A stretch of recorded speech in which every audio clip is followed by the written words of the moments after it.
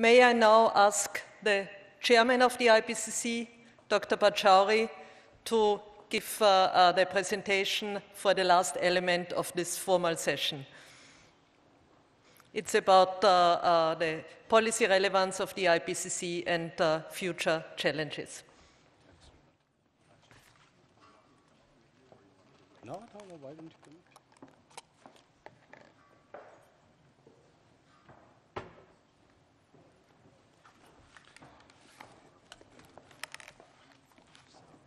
Sure.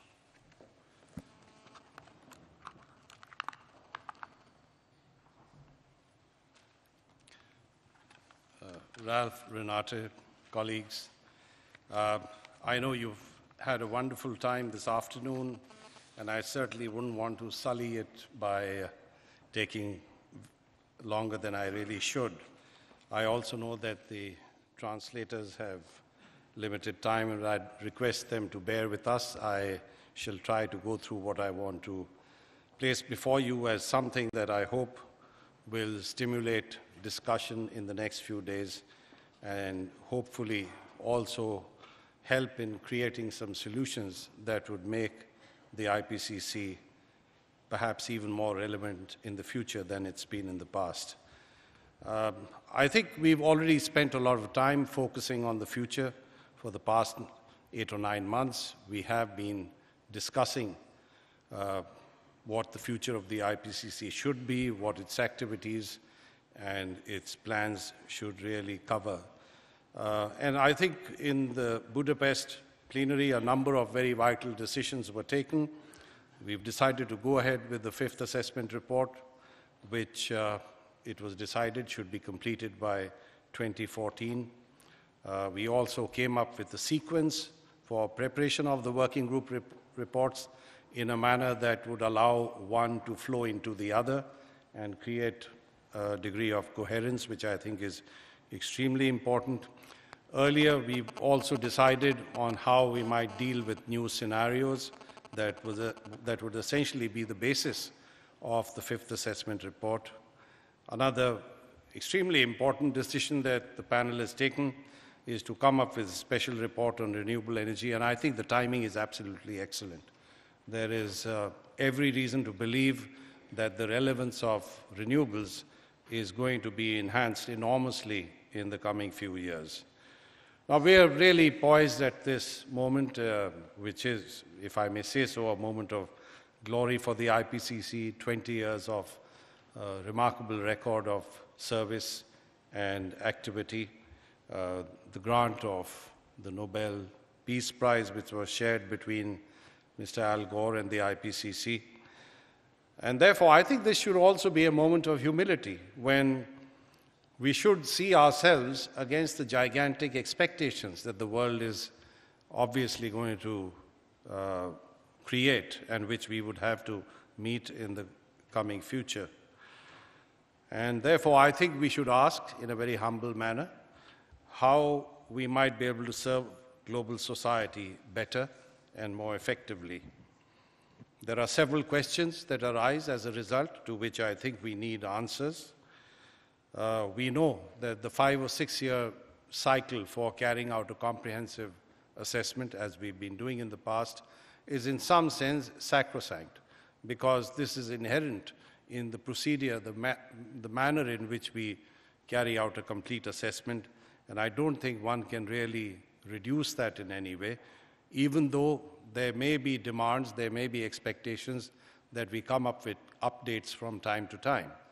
But the panel has very rightly, and after a great deal of careful deliberation, decided on the 5th assessment report, which would stretch, as I mentioned earlier, to the year 2014. But then there is a growing demand, as I said, for updated information. Can the IPCC facilitate access to updated knowledge midstream on certain critical issues? This is a question that I'd like to pose before you. Now, we have very clear procedures. We have very clear standards that we have to adhere to. But I do have some thoughts on this subject, and I expect we will, in the course of possibly this week, as well as in subsequent sessions and in between sessions, deal with this issue.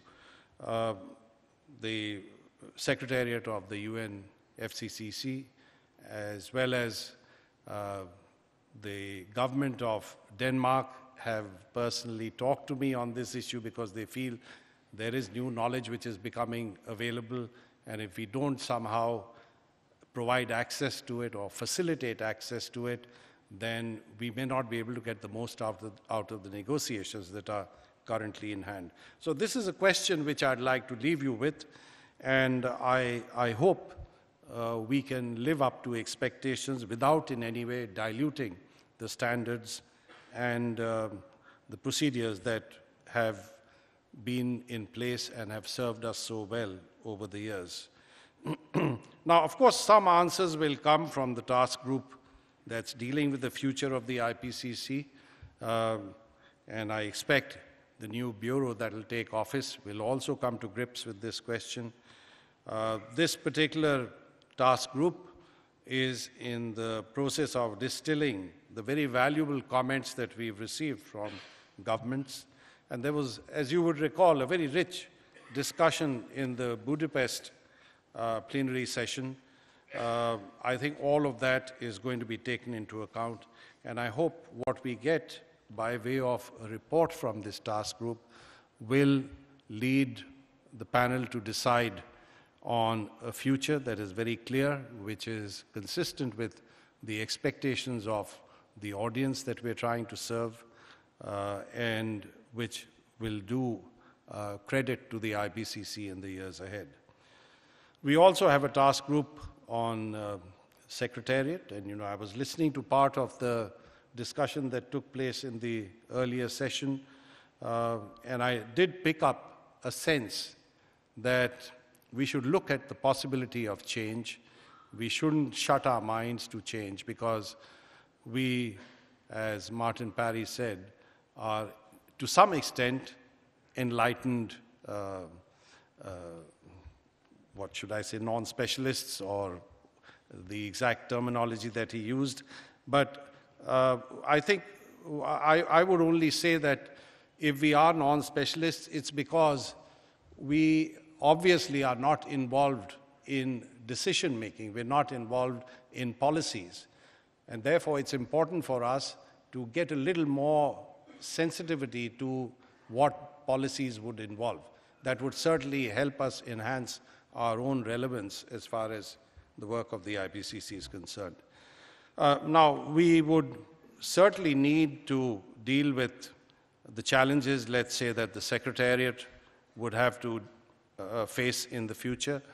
And we would therefore need to look at the internal procedures which would be able to take care of emerging demands. And some of the emerging demands that one can think of at this point of time are certainly a much greater need for outreach activities. I think one lesson that we have learned in the past year or more is essentially the value of outreach, because obviously if we had not made a conscious effort to reach out and spread the findings of the IPCC Fourth Assessment Report, it certainly wouldn't have had the kind of impact that we see today. So I think we have much to gain from ensuring that we provide precise and accurate information and the findings of our future reports. Now, this will require a very different approach on the part of the activities of the Secretariat, of the TSUs, which, really speaking, have not had the kind of institutional memory that an organization like the IPCC should bring to bear on its activities. There will be greater requests for information, and this again is something that we need to anticipate and deal with by creating capacity, creating systems that would ensure that requests and genuine requests for information don't go unanswered. We would need to be perhaps a little more responsive to media coverage. Now, this again is a policy issue. We've had some very incorrect reporting in the past and we've generally not taken an active role in responding to that. Is this something that we want to continue? Are we losing more by pursuing that approach? Or should we think in terms of a very clear system whereby when there is false or distorted reporting, we take some steps by which we try to correct any misimpressions that are created. So this again is a set of issues that I feel we would need to come to grips with. And all of this will certainly have some budgetary implications. Now, come to think of it, the IPCC is an extremely efficient organization when it comes to finances. When people ask me about what the budget of the IPCC is, they are amazed when they are told what the amount is. And the typical response one gets is that the world has really got a heck of a bargain from the IPCC if this is the level of funding that's required. I'm not saying that we have to go to the extreme of extravagance, but certainly if we really want to perform our functions legitimately and effectively in the future, then we would need some more resources. And this, again, is an issue that we need to consider in some seriousness. We also have a task group on the Nobel Prize money, which has done some work, but we have to perhaps take this further and come up with a very clear plan of action. Now, may I submit that with this money, we have a unique opportunity. The opportunity is that we could use this money, as the panel has decided, for perhaps helping those in countries where you really don't have scientific expertise to be able to acquire that expertise and to be able to create capacity that would serve those countries well and indirectly would also serve the work of the IPCC, because we know that there are huge gaps in several parts of the world which need to be made good through much more research, much more publication activity, and therefore the generation of knowledge, which would be very specific to those regions of the world. Today, I think there's a great deal of goodwill for the IPCC. So if we were to use this fund that we have to start with and add to it by seeking support from the right kinds of organizations, I think we can create an ongoing activity and some kind of a revolving fund which essentially would help to meet the deficiency in research activities and generation of knowledge in several parts of the world. And I want to give the example of the AIACC, which I think produced some pretty good research outputs which actually have helped the fourth assessment report. And therefore, we probably need to learn from that experience. There are some positive, largely positive, perhaps some negative experiences as well, and we should build that into our plans so that we are able to meet the objectives that the panel has decided on in the Budapest meeting in an effective and a smooth manner. Now, finally, as far as the content of our assessments is concerned, I would only like to highlight one set of issues which I think are going to be increasingly important in the future. And this relates to the socio-economic aspects of assessment of climate change. This is clearly within our terms of reference. The IPCC has done a very good job, an increasingly good job, I would say, in dealing with these socio-economic implications. But given the demands for information that are required in this context and the gaps that exist, we really have to do much more. We would therefore have to carry out a much more comprehensive assessment of the impacts of climate change, where obviously merely looking at the biophysical aspects is not going to be enough. We would need to focus on what the implications would be for society. And you know, there again, there is the issue of the policy relevance of what we do. For a policymaker, while the biophysical and other aspects are, of course, extremely important, a policymaker would want to know how society would be impacted by what's going to happen with climate change in the future. And therefore, I believe we need to focus on vulnerability to a much greater extent. I think by focusing on vulnerability, we would probably be able to provide much better information for the negotiating community and the conferences of the parties, by which perhaps they would be able to come to much better grips with Article 2 of the Convention.